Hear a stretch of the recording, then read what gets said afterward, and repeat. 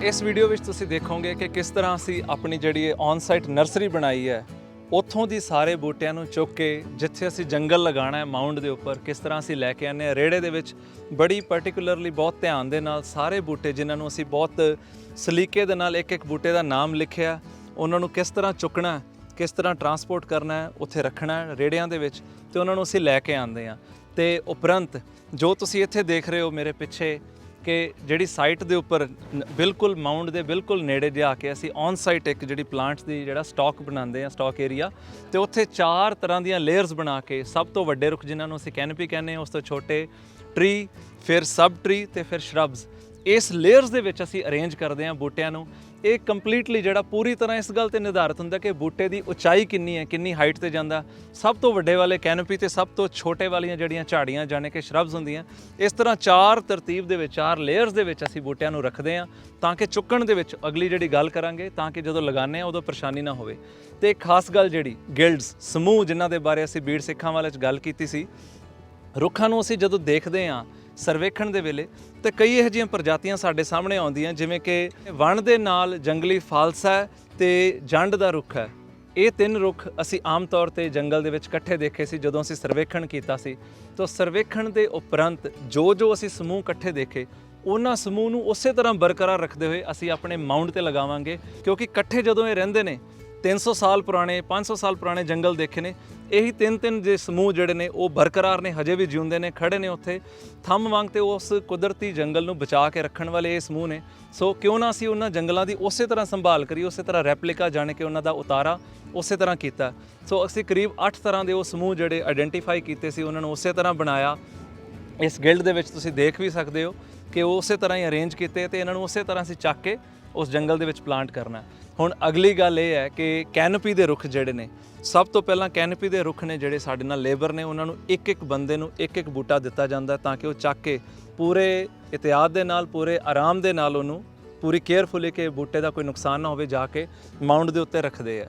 ਤੇ ਇਸ ਤਰ੍ਹਾਂ ਮਾਊਂਟ ਦੇ ਰੱਖਣ ਵੇਲੇ ਥੋੜ੍ਹਾ ਜਿਹਾ 1.5 ਇੰਚ ਦਾ ਜਿਹੜਾ ਇੱਕ ਖੱਡਾ ਜਿਹਾ ਕਰਕੇ, ਟੋਇਆ ਕਰਕੇ ਉਹਨੂੰ ਰੱਖਿਆ ਜਾਂਦਾ ਕਿ ਬੂਟਾ ਖੜਾ ਰਵੇ, ਗਿਰੇ ਜਾਂ ਡਿੱਗੇ ਤੇ ਬੂਟੇ ਦਾ ਨੁਕਸਾਨ ਹੋਊਗਾ, ਕੋਈ ਲੰਘਦਾ ਜਾਂਦਾ ਉਹਨੂੰ ਬੂਟੇ ਨੂੰ ਪੀਸ ਸਕਦਾ, ਉਹਨੂੰ ਠੁੱਡ ਵੱਜ ਸਕਦੀ ਹੈ।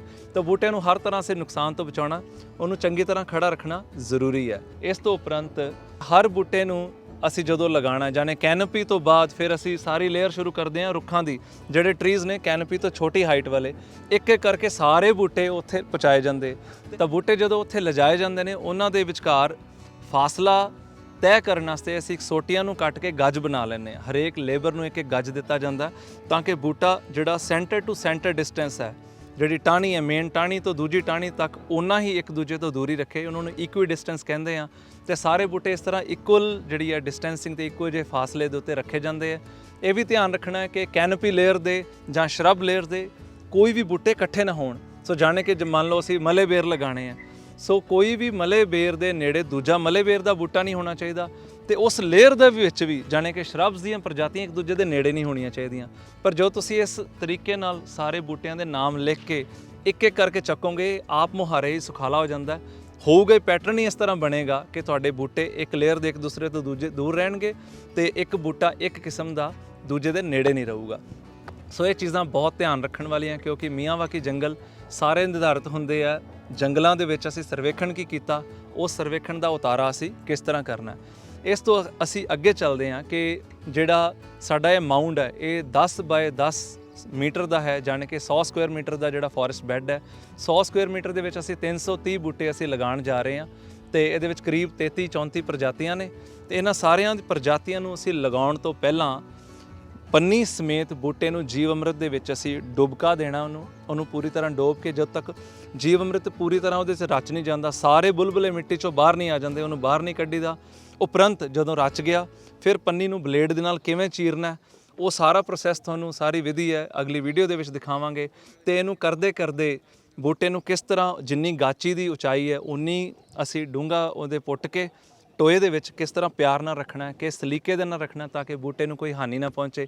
ਇਹ ਸਾਰਾ ਪ੍ਰੋਸੈਸ, ਸਾਰੀ ਵਿਧੀ ਅਖੀਰ ਮਲਚਿੰਗ ਜਾਣੇ ਕਿ ਪਰਾਲੀ ਦੇ ਉੱਤੇ ਚਾਦਰ ਪਾਉਣ ਤੱਕ ਤੁਹਾਡੇ ਨਾਲ ਅਗਲੀ ਵੀਡੀਓ ਦੇ ਵਿੱਚ ਸ਼ੇਅਰ ਕਰਾਂਗੇ।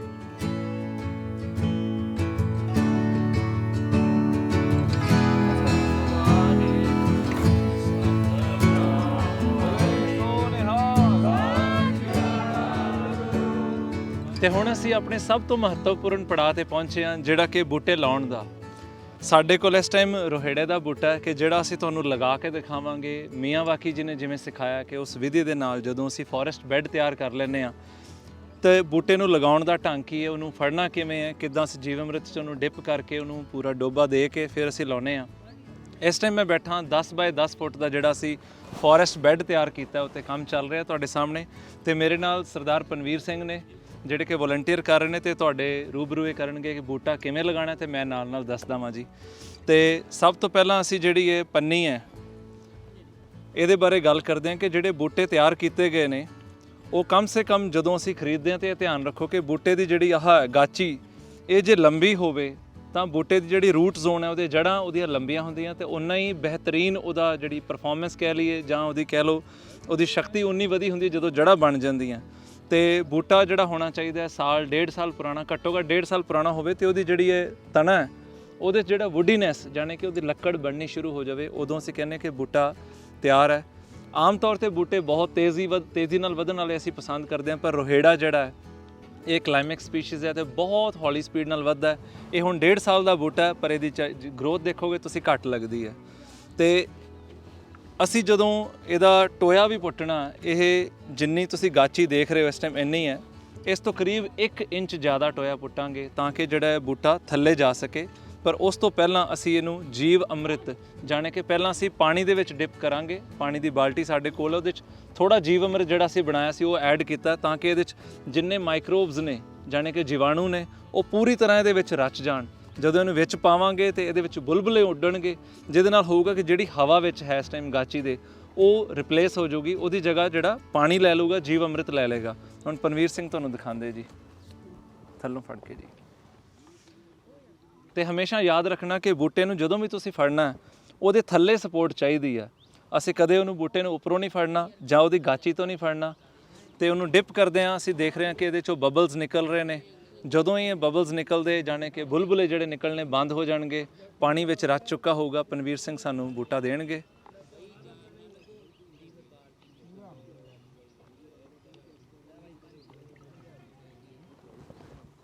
ਤੇ ਇਹ ਬੂਟੇ ਦੀ ਜਿਹੜੀ ਹੁਣ ਗਾਚੀ ਹੈ ਉਹਨੂੰ ਅਸੀਂ ਥੋੜ੍ਹਾ ਜਿਹਾ ਉੱਪਰੋਂ ਇਹਨੂੰ ਦੱਬ ਕੇ ਥੋੜ੍ਹੀ ਮਿੱਟੀ ਸੈਟਲ ਕਰ ਦੇਵਾਂਗੇ ਕਿ ਮਿੱਟੀ ਦੀ ਜਿਹੜੀ ਜੜ੍ਹਾਂ ਦੇ ਨਾਲ ਜਿਹੜੀ ਉਹ ਪਕੜ ਅੱਛੀ ਤਰ੍ਹਾਂ ਬਣ ਜਾਵੇ। ਤੇ ਨਾਲ ਹੀ ਪਨਵੀਰ ਸਿੰਘ ਜੀ ਇੱਥੇ ਜਿਹੜਾ ਉਹਦਾ ਟੋਇਆ ਜਿਹੜਾ ਇਸ ਤੋਂ ਥੋੜ੍ਹਾ ਜਿਹਾ 1 ਇੰਚ ਵੱਡਾ ਪੁੱਟ ਕੇ ਤੇ ਇਹਦੇ ਵਿੱਚ ਅਸੀਂ ਬੂਟਾ ਰੱਖਣ ਦਾ ਤੁਹਾਨੂੰ ਦੱਸਦੇ ਹਾਂ ਵੀ ਕਿਸ ਅੰਦਾਜ਼ ਨਾਲ ਬੂਟਾ ਰੱਖਣਾ ਤਾਂ ਕਿ ਇਹਦੀ ਜੜ੍ਹਾਂ ਨੂੰ ਅਸੀਂ ਹਮੇਸ਼ਾ ਬਚਾ ਕੇ ਰੱਖੀਏ, ਬੂਟੇ ਦਾ ਕੋਈ ਨੁਕਸਾਨ ਨਾ ਹੋਵੇ। ਆਮ ਤੌਰ 'ਤੇ ਛਿਲਦੇ ਹਾਂ ਅਸੀਂ, ਉੱਪਰੋਂ ਛਿਲਦੇ ਹਾਂ ਤੇ ਇਹਨੂੰ ਇੰਨੀ ਜ਼ੋਰ ਦੀ ਕਈ ਵਾਰੀ ਖਿੱਚਦੇ ਹਾਂ ਕਿ ਬੂਟੇ ਦੇ ਜਿਹੜੀ ਮਿੱਟੀ ਹੈ ਉਹ ਜੜ੍ਹਾਂ ਦੇ ਨਾਲੋਂ ਅਲੱਗ ਹੋ ਜਾਂਦੀ ਹੈ ਤੇ ਜੜ੍ਹਾਂ ਨੰਗੀਆਂ ਹੋ ਜਾਂਦੀਆਂ। ਉਸ ਪ੍ਰੋਸੈਸ ਦੇ ਵਿੱਚ ਕਈ ਵਾਰ ਜੜ੍ਹਾਂ ਨੂੰ ਜਿਹੜਾ ਜਿਵੇਂ ਹਾਦਸਾ ਹੋ ਜਾਂਦਾ ਉਦੋਂ ਉਹਨਾਂ ਨੂੰ ਹਾਨੀ ਹੁੰਦੀ ਆ ਤੇ ਜੜ੍ਹਾਂ ਜਿਹੜੀਆਂ ਦਮ ਤੋੜ ਦਿੰਦੀਆਂ ਤੇ ਬੂਟਾ ਵੀ ਜਿਹੜਾ ਦਮ ਤੋੜ ਦਿੰਦਾ। ਰੋਹੇੜੇ ਦਾ ਜਿਹੜਾ ਬੂਟਾ ਇਹ ਪੰਜਾਬ ਦੇ ਵਿੱਚ ਮੇਰਾ ਖਿਆਲ ਐਕਸਟਿੰਕਟ ਹੋਣ ਦੀ ਜਿਹੜੀ ਹੈ ਸਿਚੁਏਸ਼ਨ 'ਤੇ ਹੈ।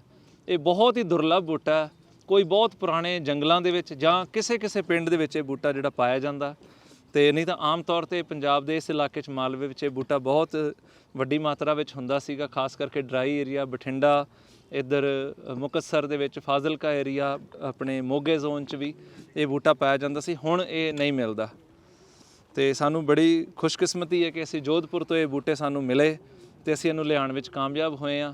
ਤੇ ਆਉਣ ਵਾਲੇ ਸਮੇਂ 'ਚ ਇਹਨੂੰ ਅਸੀਂ ਬੀਜਾਂ ਤੋਂ ਤਿਆਰ ਕਰਕੇ, ਜਿਹੜੇ ਹੁਣ ਵੀ ਇਹ ਬੀਜ ਤੋਂ ਤਿਆਰ ਕੀਤਾ ਗਿਆ ਤੇ ਆਉਣ ਵਾਲੇ ਸਮੇਂ ਜਦੋਂ ਇਹਦੇ ਬੀਜ ਫੁੱਟਣਗੇ ਇਸ ਜੰਗਲ ਵਿੱਚ ਤੇ ਅਸੀਂ ਆਪ ਵੀ ਤਿਆਰ ਕਰ ਸਕਦੇ ਹਾਂ। ਹੁਣ ਅਸੀਂ ਇਹਨੂੰ ਥੱਲੇ ਲਿਜਾ ਕੇ ਦੇਖਣਾ ਕਿ ਕਿੰਨਾ ਡੂੰਘਾ। ਇਹ ਤੁਸੀਂ ਦੇਖ ਰਹੇ ਹੋ ਹੁਣ ਕਿ ਬੂਟਾ ਆਲਮੋਸਟ ਉਤੋਂ ਠੀਕ ਹੈ ਜੀ, ਹਾਂਜੀ, ਆਲਮੋਸਟ 1 ਇੰਚ ਥੱਲੇ ਹੈ, ਜਿਹੜਾ ਕਿ ਉੱਪਰਲੀ ਉਹਦੀ ਜਿੱਥੋਂ ਤਣਾ ਸ਼ੁਰੂ ਹੁੰਦਾ ਉੱਥੋਂ 1 ਇੰਚ ਥੱਲੇ ਹੈ, ਜਾਣੇ ਕਿ ਬਿਲਕੁਲ ਪਰਫੈਕਟ ਸਿਚੁਏਸ਼ਨ ਹੈ ਜਿੱਥੇ ਅਸੀਂ ਬੂਟਾ ਰੱਖਣਾ। ਲਿਆਓ ਜੀ ਬਾਹਰ। ਤੇ ਹੁਣ ਇਹਨੂੰ ਅਸੀਂ ਬਲੇਡ ਦੇ ਨਾਲ ਕਟਾਂਗੇ ਜੀ। ਸਾਈਟ ਦੇ ਉੱਪਰ ਜਦੋਂ ਵੀ ਬਲੇਡ ਵਰਤਣਾ ਅਸੀਂ ਹਮੇਸ਼ਾ ਖਿਆਲ ਰੱਖਣਾ ਕਿ ਤੁਹਾਡੇ ਹੱਥ ਸੁੱਕੇ ਹੋਣੇ ਚਾਹੀਦੇ ਆ। ਤੇ ਮੈਂ ਜੇ ਨਹੀਂ ਸੁੱਕੇ ਤੇ ਅਸੀਂ ਇਹਨੂੰ ਮਿੱਟੀ ਨਾਲ ਸੁਕਾ ਸਕਦੇ ਹਾਂ, ਕਿਉਂਕਿ ਗਿੱਲੇ ਹੱਥਾਂ ਨਾਲ ਕੋਈ ਬਲੇਡ ਜਿਹੜਾ ਉਹ ਹਾਦਸਾ ਕਰ ਸਕਦਾ, ਤੁਹਾਡਾ ਹੱਥ ਕੱਟ ਸਕਦਾ।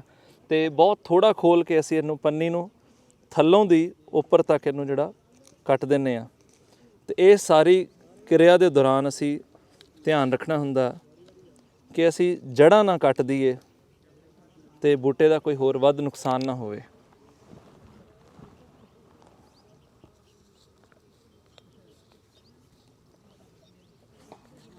ਤੇ ਜਿੱਦਾਂ ਹੀ ਅਸੀਂ ਇਹਨੂੰ ਪੰਨੀ ਨੂੰ ਖੋਲਦੇ ਹਾਂ, ਇਹ ਹੁਣ ਤੁਸੀਂ ਦੇਖੋ ਕਿ ਇਹਨੂੰ ਫੜਨ ਦਾ ਜਿਹੜਾ ਢੰਗ ਹੈ ਹਮੇਸ਼ਾ ਤੁਹਾਡਾ ਹੱਥ ਥੱਲੇ ਰਹਿੰਦਾ, ਜਿਵੇਂ ਕਿ ਪਨਵੀਰ ਸਿੰਘ ਜੀ ਨੇ ਫੜਿਆ, ਤੇ ਥੱਲੇ ਰੱਖਣ ਨਾਲ ਹੱਥ ਇਹਨੂੰ ਬੂਟੇ ਨੂੰ ਹਮੇਸ਼ਾ ਸਪੋਰਟ ਰਹਿੰਦੀ ਤੇ ਗਾਚੀ ਦਾ ਖਿਲਰਨ ਦਾ ਜਾਂ ਕਿ ਖਿੰਡਣ ਦਾ ਕੋਈ ਚਾਂਸ ਨਹੀਂ ਰਹਿੰਦਾ।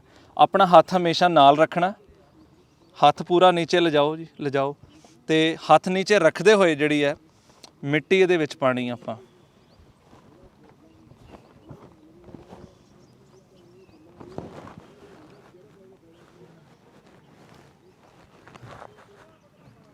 ਤੇ ਹੌਲੀ ਹੌਲੀ ਆਪਣਾ ਹੱਥ ਜਿਹੜਾ ਜਦੋਂ ਮਿੱਟੀ ਭਰ ਗਈ ਕੱਢ ਕੇ, ਤੇ ਬਾਕੀ ਜਿਹੜੀ ਖਾਲੀ ਹਿੱਸਾ ਹੋਊਗਾ ਬਾਕੀ ਉਹਦੇ ਵਿੱਚ ਮਿੱਟੀ ਪਾਣੀ, ਤੇ ਧਿਆਨ ਰੱਖਣਾ ਇਹਨੂੰ ਅਸੀਂ ਠੱਪਣਾ ਨਹੀਂ, ਇਹਨੂੰ ਦਬਾਉਣਾ ਨਹੀਂ, ਬਸ ਉੱਤੇ ਮਿੱਟੀ ਜਿਹੜੀ ਆ ਉਹ ਪੱਧਰ ਕਰ ਦੇਣੀ ਹੈ।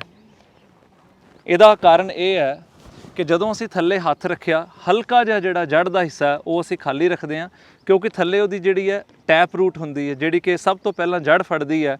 ਉਹਦੇ ਵਾਸਤੇ ਹਲਕੀ ਜਦੋਂ ਅਸੀਂ ਜਗ੍ਹਾ ਰੱਖਦੇ ਹਾਂ ਤਾਂ ਸਭ ਤੋਂ ਪਹਿਲਾਂ ਰੂਟ ਉੱਥੇ ਵੱਧਦੀ ਹੈ ਤੇ ਆਪਣੀ ਜੜ ਜ਼ਮੀਨ ਦੇ ਨਾਲ ਲਾ ਲੈਂਦੀ ਹੈ। ਇਹ ਧਿਆਨ ਰੱਖਣਾ ਇਸ ਕਰਕੇ ਚੰਗਾ ਕਿ ਬੂਟੇ ਦੀ ਫਿਰ ਗਰੋਥ ਚੰਗੀ ਹੁੰਦੀ ਹੈ, ਬੂਟਾ ਪਕੜ ਕਰ ਲੈਂਦਾ, ਤੇ ਜਿਹੜਾ ਜੰਗਲ ਦੇ ਵਿੱਚ ਜ਼ਰੂਰੀ ਹੈ ਕਿ ਬੂਟਾ ਮਰੇ ਨਾ, ਆਪਣੀ ਖੁਰਾਕ ਬਣਾਉਣੀ ਸ਼ੁਰੂ ਕਰ ਦਿੰਦਾ ਤੇ ਪਾਣੀ ਦਾ ਜਿਹੜਾ ਉਹਦੇ ਨਾਲ ਸੰਚਾਲਨ ਸ਼ੁਰੂ ਕਰ ਦਿੰਦਾ। ਤੇ ਅਗਲੀ ਅਹਿਮ ਗੱਲ, ਜਦੋਂ ਅਸੀਂ ਬੂਟੇ ਲਾਉਣੇ ਹੁੰਦੇ ਆ ਤੇ ਨਾਲ ਆਪਣੇ ਡਸਟਬਿਨ ਜ਼ਰੂਰ ਹੋਣੇ ਚਾਹੀਦੇ, ਕੂੜਾਦਾਨ ਹਮੇਸ਼ਾ ਨਾਲ ਰੱਖੋ।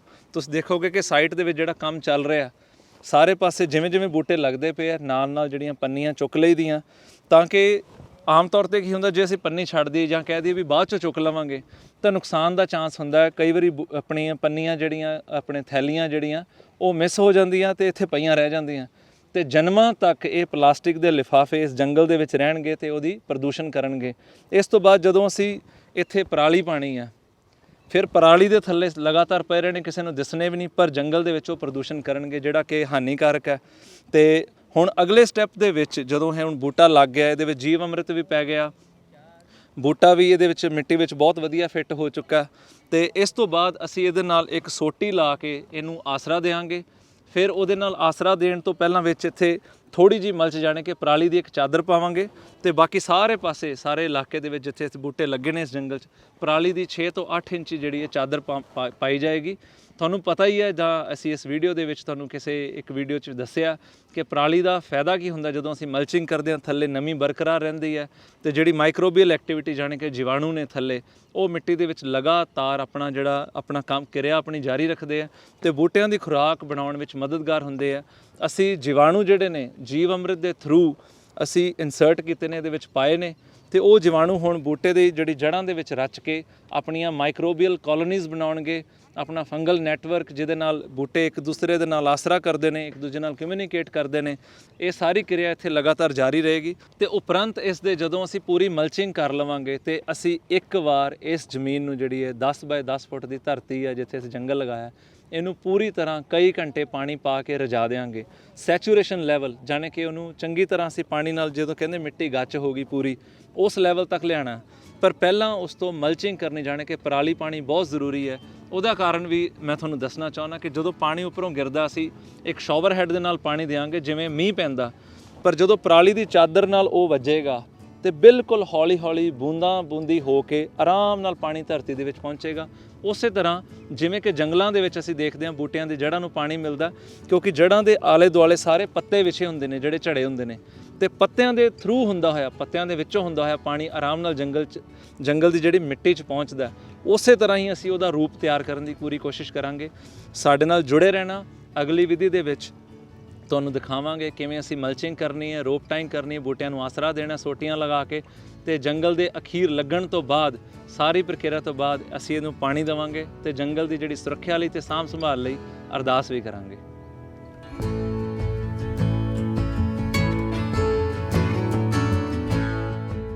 ਤੇ ਆਓ ਜੀ ਹੁਣ ਤੁਹਾਨੂੰ ਦੱਸੀਏ ਕਿ ਕਿੱਦਾਂ ਅਸੀਂ ਜਦੋਂ ਬੂਟਾ ਲੱਗਣ ਤੋਂ ਬਾਅਦ ਉਹਨੂੰ ਆਸਰਾ ਕਿਵੇਂ ਦੇਣਾ, ਸਹਾਰਾ ਕਿਵੇਂ ਦੇਣਾ, ਜਿਹੜੀ ਬਾਂਸ ਦੀ ਸੋਟੀ ਹੈ ਉਹਦੇ ਨਾਲ। ਇਸ ਤੋਂ ਪਹਿਲਾਂ ਤੁਹਾਡੇ ਨਾਲ ਵੀਡੀਓ 'ਚ ਸਾਂਝ ਕੀਤੀ ਸੀ ਕਿ ਬੂਟਾ ਲਗਾਇਆ ਕਿਵੇਂ ਜਾਂਦਾ, ਉਹਦੀ ਸਾਰੀ ਟੋਏ ਦੀ ਪਟਾਈ ਕਰਨੀ, ਤੇ ਬੂਟੇ ਨੂੰ ਅਸੀਂ ਹੁਣ ਜਿੱਦਾਂ ਤੁਸੀਂ ਦੇਖ ਰਹੇ ਹੋ ਝੁਕਿਆ ਹੋਇਆ ਬੂਟਾ। ਆਮ ਤੌਰ 'ਤੇ ਜਿਹੜਾ ਹੁੰਦਾ ਬੂਟਾ ਜਦੋਂ ਝੁਕਦਾ ਤੇ ਹਨੇਰੀ ਨਾਲ ਇਹਦਾ ਹੋਰ ਚਾਂਸ ਹੁੰਦਾ ਕਿ ਥੱਲੇ ਨੂੰ ਡਿੱਗ ਪਵੇ, ਤੇ ਅਸੀਂ ਜਦੋਂ ਸੋਟੀ ਜਿਹੜੀ ਹੁੰਦੀ ਆ ਉਹ ਇਹਦੇ ਉਲਟ ਪਾਸੇ ਲਾਣੀ ਹੁੰਦੀ ਹੈ, ਜਿਵੇਂ ਕਿ ਹੁਣ ਪਨਵੀਰ ਸਿੰਘ ਮੇਰੇ ਨਾਲ ਬੈਠੇ ਨੇ ਜਿਹੜੇ ਦੱਸਣਗੇ ਇਹ ਤੋਂ ਇੰਨੀ ਕੁ ਦੂਰ ਲਾਉਣੀ ਕਿ ਤੁਸੀਂ ਮੰਨ ਲਓ ਵੀ ਗਾਚੀ ਦਾ ਇੰਨਾ ਸਾਈਜ਼ ਹੈ ਘੇਰਾ ਜਿਹੜਾ, ਤੇ ਗਾਚੀ ਤੋਂ ਥੋੜੀ 2 ਇੰਚ ਹੋਰ ਦੂਰ ਇਹਨੂੰ ਇਹ ਗੱਡ ਦੇਣਗੇ। 1.5 ਫੁੱਟ ਥੱਲੇ ਗੱਡਣ ਤੋਂ ਬਾਅਦ ਜਿਹੜੀ ਇਹ ਸੋਟੀ ਇਹਦੇ ਨਾਲ ਪੂਰੀ ਸਖਤੀ ਨਾਲ ਖੜੀ ਆ, ਤੇ ਅਸੀਂ ਇਹਨੂੰ ਗੱਠ ਮਾਰ ਕੇ ਇਹਦੇ ਨਾਲ ਬੰਨਾਂਗੇ। ਪਨਵੀਰ ਸਿੰਘ ਤੁਹਾਨੂੰ ਦਿਖਾਉਣਗੇ ਗੱਠ ਮਾਰਨ ਦਾ ਤਰੀਕਾ ਜਿਹੜਾ ਹੈ ਕਿ ਰੱਸੀ ਨੂੰ ਅਸੀਂ ਬਹੁਤ ਢਿੱਲੇ ਤਰੀਕੇ ਨਾਲ, ਜਾਣੇ ਕਿ ਇੱਕ ਇੱਥੇ ਦਿਖਾਇਓ ਜੀ ਦੁਆਰਾ, ਇੱਕ ਜਿਹੜਾ ਲੂਪ ਇੱਥੇ ਬਣਾਉਣਾ ਗੱਠ ਦਾ, ਤੇ ਉਸ ਤੋਂ ਬਾਅਦ ਸੋਟੀ ਦੇ ਪਿੱਛੇ ਜਾ ਕੇ 2 ਗੱਠਾਂ ਜਿਹੜੀਆਂ ਨੂੰ ਟਾਈਟ ਕਰਕੇ ਦੇ ਦੇਣੀਆਂ। ਇਹਦੇ ਨਾਲ ਹੋ ਕੀ ਰਿਹਾ ਦੇਖੋ ਕਿ ਬੂਟੇ ਦੀ ਜਿਹੜੀ ਹੈ ਉਹ ਸਿੱਧਾ ਹੋ ਗਿਆ ਇੱਕਦਮ। ਦੂਜੀ ਗੱਲ ਇਹ ਕਿ ਬੂਟੇ ਕੋਲ ਇੱਕ ਜਗ੍ਹਾ ਹੈ ਹਿੱਲਣ ਦੀ, ਝੂਲਣ ਦੀ, ਤੇ ਬੂਟੇ ਦਾ ਕੋਈ ਗਲਾ ਨਹੀਂ ਘੁੱਟ ਰਿਹਾ, ਕੋਈ ਟਾਹਣ ਘੁੱਟ ਨਹੀਂ ਰਹੀ।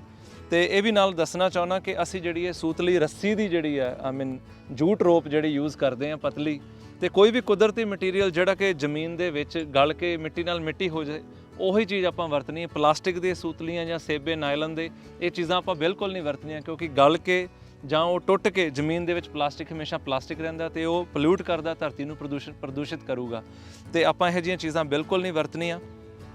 ਤੇ ਇਹ ਜਦੋਂ ਬੂਟਾ ਹੁਣ ਬੰਨਿਆ ਗਿਆ ਸੂਤਲੀ ਦੇ ਨਾਲ ਤੇ ਬਿਲਕੁਲ ਸੁਰੱਖਿਅਤ ਹੈ। ਜਦ ਤੱਕ ਇਹਨੇ ਵੱਡਾ ਹੋਣਾ ਇਹ ਆਪਣੇ ਆਪ ਜੋਗਾ ਹੋ ਜਾਊਗਾ। ਜਦੋਂ ਇਹ ਮੰਨ ਲਓ ਹੋਰ ਕੁਛ ਸਾਲ ਕੁ ਬਾਅਦ ਮੰਨ ਲਓ ਇਹਨੂੰ ਦੁਬਾਰਾ ਜ਼ਰੂਰਤ ਪਈ, ਉੱਤੇ ਜਾ ਕੇ ਇਹ ਝੁਕੇਗਾ ਤੇ ਦੁਬਾਰਾ ਇਸ ਹਾਈਟ ਤੇ ਜਾ ਕੇ ਅਸੀਂ ਇਹਨੂੰ ਸੂਤਲੀ ਨੂੰ ਦੁਬਾਰਾ ਬੰਨ ਸਕਦੇ ਹਾਂ ਜਦੋਂ ਅਸੀਂ ਮੇਨਟੇਨੈਂਸ ਕਰਨ ਆਉਂਦੇ ਹਾਂ। ਹੁਣ ਗੱਲ ਕਰੀਏ ਜੀ ਇਹ ਬੈਂਬੂ ਸਟਿਕ ਦੀ, ਜਾਣੇ ਬਾਂਸ ਦੀ ਸੋਟੀ ਦੀ। ਇਹਨੂੰ ਵਰਤਣ ਦਾ ਤਰੀਕਾ ਇਹੀ ਹੈ ਕਿ ਅਸੀਂ ਸਾਬਤੀ ਸੋਟੀ ਲਈਏ 1.5 ਇੰਚ ਮੋਟੀ, ਤੇ ਉਹਦਾ ਜਿਹੜਾ ਨੁਕੀਲਾ ਪਾਸਾ ਹੁੰਦਾ ਉਹਨੂੰ ਅਸੀਂ ਥੱਲੇ ਗੱਡ ਦਈਏ। ਤੇ ਸਾਬਤੀ ਸੋਟੀ ਜਿਹੜੀ ਇਸ ਕਰਕੇ ਵਰਤਣੀ ਹੈ ਕਿਉਂਕਿ ਇਹ ਆਰਾਮ ਨਾਲ ਗਲਦੀ ਹੈ, ਤੇ ਨਹੀਂ ਤਾਂ ਜਿਹੜੀਆਂ ਪਤਲੀਆਂ ਸੋਟੀਆਂ ਜਾਂ ਵਿੱਚੋਂ ਫਾੜ ਕੇ ਚੀਰ ਕੇ ਕਈ ਲੋਕ ਵਰਤਦੇ ਆ, ਉਹ ਛੇਤੀ ਗਲ ਜੂਗੀ ਤੇ ਡਿੱਗ ਪੈਂਦੀ ਹੈ ਫਿਰ। ਤੇ ਜਿਹੜਾ ਆਸਰਾ ਇਹਨੂੰ 2 ਸਾਲ ਤੱਕ ਦੇਣਾ ਚਾਹੀਦਾ ਉਹ ਜ਼ਰੂਰੀ ਹੈ, ਉਹ ਜ਼ਰੂਰਤ ਪੂਰੀ ਨਹੀਂ ਕਰਦੀ ਇਹਦੀ ਸੋਟੀ। ਦੂਜੀ ਵੱਡੀ ਗੱਲ ਇਹ ਕਿ ਜਦੋਂ ਸੋਟੀ ਗਲਣੀ ਸ਼ੁਰੂ ਹੋ ਜਾਂਦੀ ਹੈ 2 ਸਾਲ ਬਾਅਦ, ਜਦੋਂ ਇਹਨੇ ਗਿਰਨਾ ਆਪਣੇ ਆਪ ਸੋਟੀ ਨੇ ਗਲ ਕੇ, ਆਪਣੇ ਸਿਉਂਕ ਜਾਂ ਹੋਰ ਕਈ ਕੀੜੇ ਮਕੌੜੇ ਜਿਹੜੇ ਧਰਤੀ ਵਿੱਚ ਹੁੰਦੇ ਉਹਨਾਂ ਦੀ ਖੁਰਾਕ ਦਾ ਕੰਮ ਕਰਨਗੇ, ਤੇ ਸਿਉਂਕ ਜਿਹੜੀ ਆ ਆਮ ਬੂਟਿਆਂ ਨੂੰ ਜਿਹੜਾ ਉਹ ਆਪਣਾ ਅਟੈਕ ਨਹੀਂ ਕਰੂਗੀ, ਉਹ ਆਪਣਾ ਜਿਹੜਾ ਉਹਦੇ ਕੋਲ ਮਾਲ ਪਿਆ ਖਾਣ ਵਾਲਾ ਉਹ ਸੋਟੀ ਹੋਊਗਾ, ਉਹਦੀ ਫਸਟ ਪ੍ਰੈਫਰੈਂਸ, ਤੇ ਉਹ ਸੋਟੀ ਨੂੰ ਖਾਊਗੀ।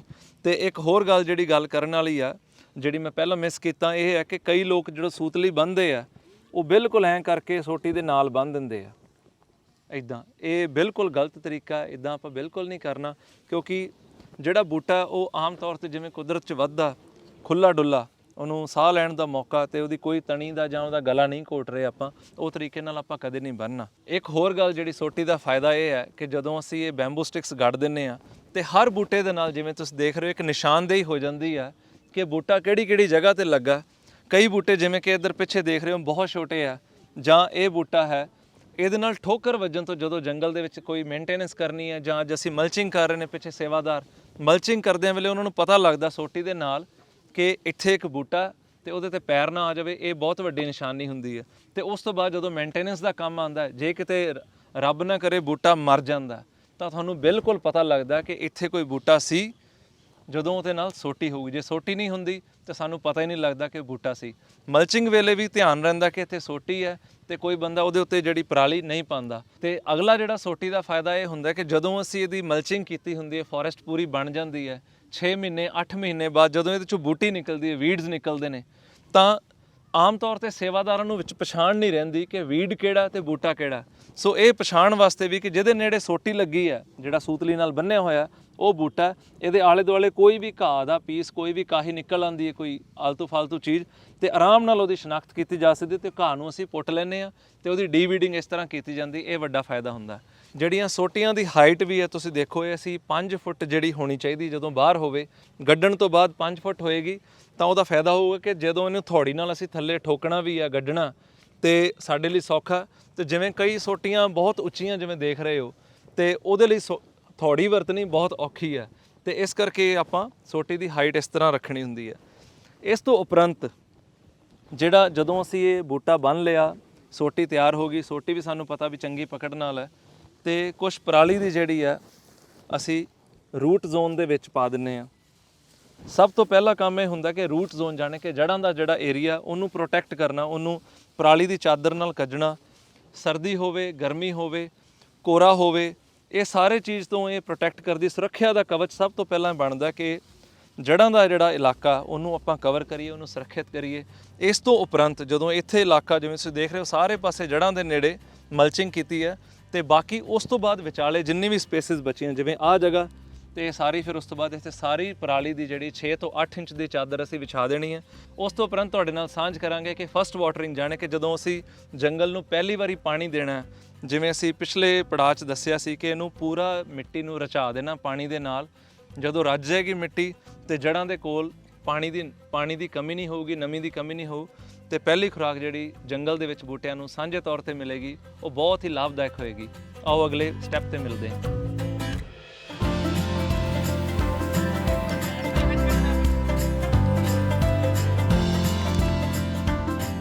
ਪਾਣੀ ਦੇਣ ਲਈ ਜੰਗਲ ਦੇ ਵਿੱਚ ਅਸੀਂ ਇੱਕ ਫੁਹਾਰੇ ਦੀ ਮਦਦ ਲੈ ਰਹੇ ਹਾਂ। ਫੁਹਾਰੇ ਦੇ ਨਾਲ ਜਿਹੜਾ ਹਾਈ ਪ੍ਰੈਸ਼ਰ ਤੋਂ ਪਾਣੀ ਆ ਰਿਹਾ ਉਹ ਬਹੁਤ ਹੀ ਬਰੀਕ ਬੂੰਦਾਂ ਦੇ ਵਿੱਚ ਬਣ ਕੇ, ਤੇ ਬੂੰਦ ਜਿਵੇਂ ਇਸ ਤਰ੍ਹਾਂ ਗਿਰ ਰਿਹਾ ਫੁਹਾਰਾ, ਜਿਵੇਂ ਕਿ ਸੱਚੀ ਮੁੱਚੀ ਦਾ ਮੀਂਹ ਪੈਂਦਾ ਹੋਵੇ। ਇਸ ਤਰ੍ਹਾਂ ਜਿਹੜਾ ਕੂਲਾ ਮੀਂਹ, ਠੰਡਾ ਮਿੱਠਾ ਮੀਂਹ ਪੈਂਦਾ, ਇਹ ਬੂਟਿਆਂ ਨੂੰ ਨੁਕਸਾਨ ਨਹੀਂ ਦਿੰਦਾ। ਤੇ ਪਾਣੀ ਜਦੋਂ ਡਿੱਗਦਾ ਵੀ ਹੈ ਉਹ ਸਿੱਧਾ ਪਰਾਲੀ ਤੇ ਪੈਂਦਾ, ਤੇ ਪਰਾਲੀ ਤੋਂ ਬਾਅਦ ਆਰਾਮ ਦੇ ਨਾਲ ਮਿੱਟੀ ਦੇ ਵਿੱਚ ਜਾ ਕੇ ਮਿਲਦਾ। ਇਹਦੇ ਨਾਲ ਜਿਹੜੀ ਮਿੱਟੀ ਉਹ ਵਹਿ ਨਹੀਂ ਜਾਂਦੀ, ਸੋਇਲ ਇਰੋਜਨ ਨਹੀਂ ਹੁੰਦੀ, ਨਾ ਹੀ ਬੂਟਿਆਂ ਨੂੰ ਨਾ ਹੀ ਉਹਦੀਆਂ ਜੜ੍ਹਾਂ ਨੂੰ ਕੋਈ ਨੁਕਸਾਨ ਪਹੁੰਚਦਾ। ਤੇ ਬਹੁਤ ਹੀ ਚੰਗੇ ਤਰੀਕੇ ਨਾਲ ਪਾਣੀ ਦੇਣ ਦਾ ਤਰੀਕਾ ਇਹੀ ਹੈ, ਬਜਾਏ ਕਿ ਤੁਸੀਂ ਸੋਚੋ ਕਿ ਅਸੀਂ ਸਾਦੀ ਪਾਈਪ ਲੈ ਲਈਏ ਤੇ ਅੱਗੇ ਅੰਗੂਠਾ ਲਾ ਕੇ ਪਾਈਪ ਨੂੰ ਦੱਬ ਕੇ ਫੁਹਾਰਾ ਬਣਾਈਏ। ਉਹ ਤਰੀਕਾ ਬਿਲਕੁਲ ਗਲਤ ਹੈ। ਇਹ 400-500 ਦਾ ਜਿਹੜਾ ਇਹ ਸ਼ਾਵਰ ਹੈਡ ਆਂਦਾ, ਇਹਦੇ ਨਾਲ ਲਗਾ ਕੇ ਕਮਰਸ਼ੀਅਲ ਲੈਵਲ ਦਾ ਹੈਗਾ ਸ਼ਾਵਰ ਹੈਡ, ਤੇ ਸਾਨੂੰ ਪਾਣੀ ਦੇਣ ਦਾ ਜਿਹੜਾ ਨਜ਼ਾਰਾ ਵੀ ਵੱਧਦਾ ਤੇ ਬੂਟੇ ਵੀ ਖੁਸ਼ ਰਹਿੰਦੇ ਨੇ। ਜਿਵੇਂ ਕਿ ਆਮ ਤੌਰ ਤੇ ਜੰਗਲਾਂ ਦੇ ਵਿੱਚ ਜਾਂ ਸਾਡੇ ਘਰਾਂ ਦੇ ਵਿੱਚ ਜਦੋਂ ਮੀਂਹ ਪੈਂਦਾ ਤੇ ਬੂਟੇ ਖੁਸ਼ ਹੁੰਦੇ ਆ, ਉਸੇ ਤਰ੍ਹਾਂ ਹੀ ਹਰ ਚੀਜ਼ ਨੂੰ ਅਸੀਂ ਨੈਚੁਰਲ ਵੇ ਦੇ ਨਾਲ ਕਰਨ ਦਾ ਤਰੀਕਾ ਬਣਾ ਰਹੇ ਹਾਂ। ਧੰਨਵਾਦ। ਉਮੀਦ ਹੈ ਤੁਹਾਨੂੰ ਇਹ ਤਰੀਕਾ ਵੀ ਪਸੰਦ ਆਏਗਾ।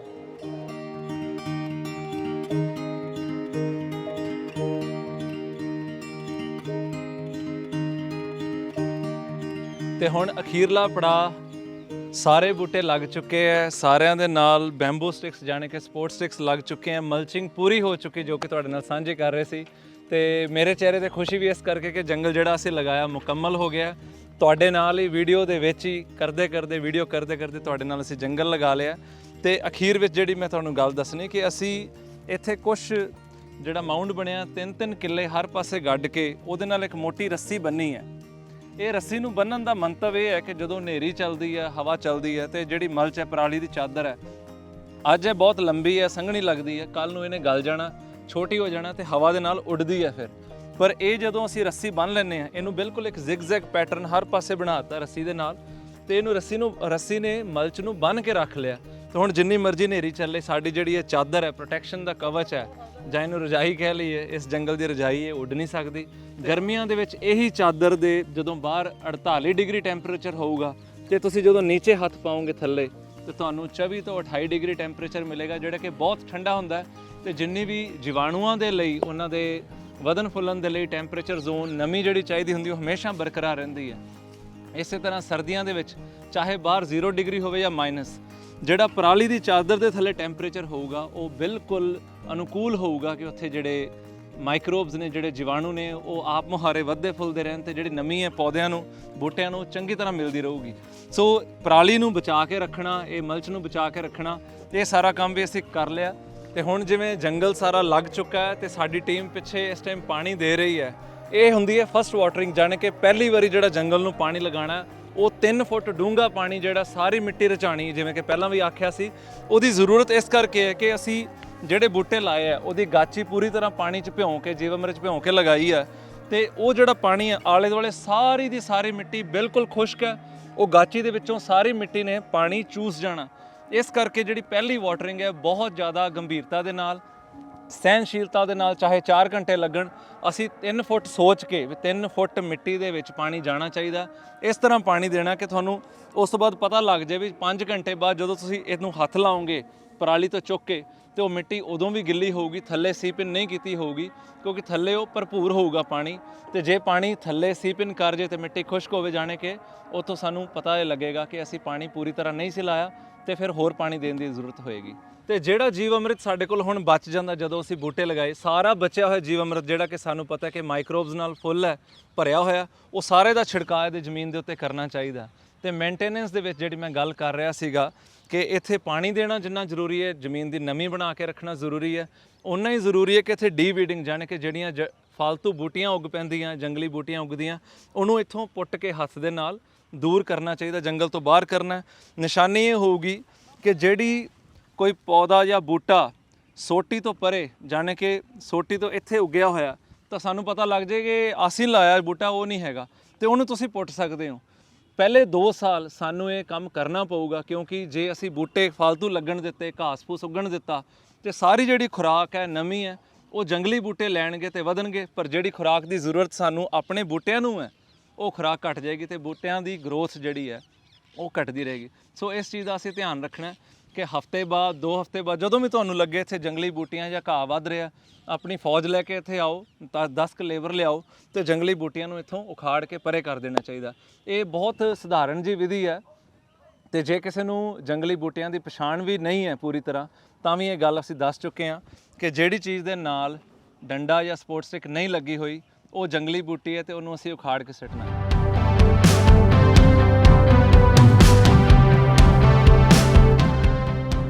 ਸਤਿ ਸ਼੍ਰੀ ਅਕਾਲ। ਇਸ ਵੀਡੀਓ ਰਾਹੀਂ ਤੁਸੀਂ ਜੰਗਲ ਲਗਾਉਣਾ ਤਾਂ ਸਿੱਖ ਲਿਆ, ਪਰ ਜੰਗਲ ਦੀ ਕਾਸਟਿੰਗ ਜਾਣੇ ਕਿ ਖਰਚਾ ਕਿਵੇਂ ਦੇਖਣਾ ਹੈ, ਉਹ ਸੂਚੀ ਕਿਵੇਂ ਤਿਆਰ ਕਰਨੀ, ਬਿੱਲ ਆਫ ਮਟੀਰੀਅਲਸ ਅਗਲੀ ਵੀਡੀਓ ਵਿੱਚ ਤੁਹਾਡੇ ਲਈ ਲੈ ਕੇ ਆ ਰਹੇ ਹਾਂ। ਜੁੜੇ ਰਹਿਣਾ। ਧੰਨਵਾਦ।